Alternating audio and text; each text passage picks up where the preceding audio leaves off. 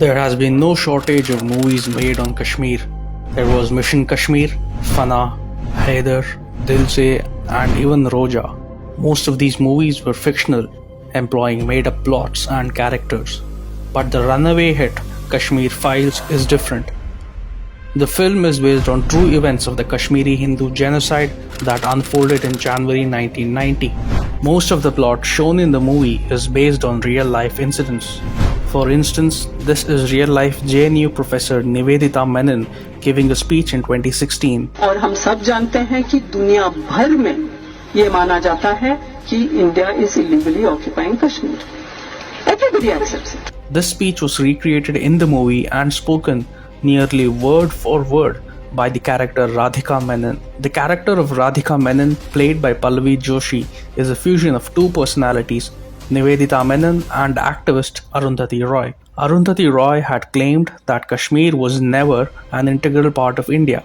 I was leaving, a journalist, a TV journalist, stuck a mic in my face and very aggressively said, "Madam, is Kashmir an integral part of India or not? Is Kashmir an integral part of India or not?" About 5 times. So I said, look, Kashmir has never been an integral part of India. This dialogue is spoken by Radhika Menon in the movie. Kashmir has never been an integral part of India, and this is a historical fact. The journalist character in the movie who says on camera that Kashmiri Pandits were attacked because they were a privileged minority who had grabbed jobs and plum postings is exactly what Barkha Dutt had said. Hapless victims, they were once the privileged elite of the valley. They may have been a minority, but at that time they had monopolized government jobs, plum postings and other such social benefits.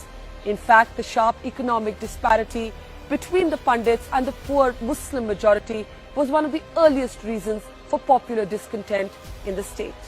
Another scene that bears a striking resemblance to a real-life incident is a portrait of Farooq Malik Bitta with Radhika Menon. In reality, Arundhati Roy had shaken hands with Yasin Malik, a terrorist accused in the murder of 4 IAF officials, which was again depicted in the film. But the terrorist depicted in the movie, played by Chinmay Mandlekar, is Farooq Ahmad Dar, aka Bitta Karate. The interview scene in the movie is based on Bitta's real interview, in which he shows no remorse in shooting down his own friend Satish Kumar Tikku, whom he alleges to have been a member of the RSS.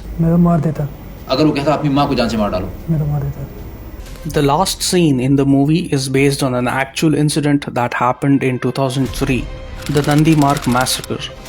24 Kashmiri Hindus, including 11 men, 11 women and 2 small boys, were lined up and killed by Lashkar-e-Taiba terrorists who disguised themselves as army men. The character of Sharda Pandit in the movie is based on 2 real-life women, B.K. Ganju's wife and Girija Tikku.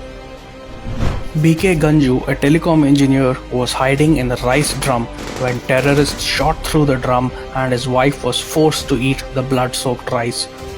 Sharda, who gets killed in a gory manner in the movie, is based on the real-life incident of a government school teacher named Girija Tikku, who was brutally raped, sodomized and cut into 2 using a mechanical saw alive. There are indirect references to political leaders as well. The protagonist Krishna bears a semblance to student turned activist turned communist turned Congress leader Kanhaiya Kumar. Apart from their names being similar, there are other similarities. Krishna is a student of ANU. Kanhaiya was a student of JNU. Krishna runs for the president of ANU Students Union. Kanhaiya was a president of the JNU Students Union. In the film, there is a mention about a CM who plays golf and takes Bollywood actresses on a motorbike. It is a reference to Farooq Abdullah, the president of the National Conference, who is known for golfing in London and had taken yesteryear actress Shabana Azmi on a motorbike in Srinagar, and the leader who Radhika Menon takes a dig at, saying your current PM is very fond of Kashmiri Hindus and is wanting to resettle them in Kashmir is none other than Narendra Modi.